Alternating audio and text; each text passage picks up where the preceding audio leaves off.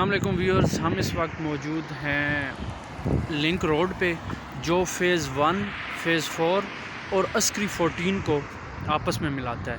और इसकी latest video DHA 4 की ये है।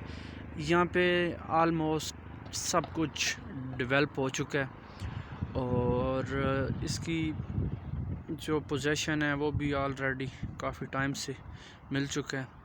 और ये जो सड़कें देख रहे हैं यहाँ पे भी डेवलपमेंट जो है वो सारी हो चुकी है, रेडी प्लॉट हैं सारे। और ये लोकेशन बहुत प्यारी है, कुछ धुंध की वजह से सही क्लियर नहीं हो रहा। ये आपका आ जाता है साइड पे फ़ेज़ 7 और ये सारी जितनी भी पीछे आबादी है ये फ़ेज़ 7 की है, बैरिया टाउन फ़ेज़ 7 की। और नीचे जो सारा है ये जो एक ये भी रोड जा रहा है, ये DHA 4 का रोड है। ये इसकी लेटेस्ट अपडेट है। इसके बारे में फ़र्दर डिटेल्स के लिए आप हमारे दिए गए नंबर पर रब्ता कर सकते हैं। और आज हमारा यहाँ से गुज़र हो रहा था तो हमने कहा कि चलें आपको ये भी एक नज़ारा दिखा दें।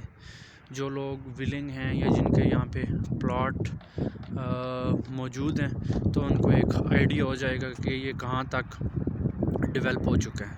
ये तकरीबन सारा ही डेवलप हो गया है।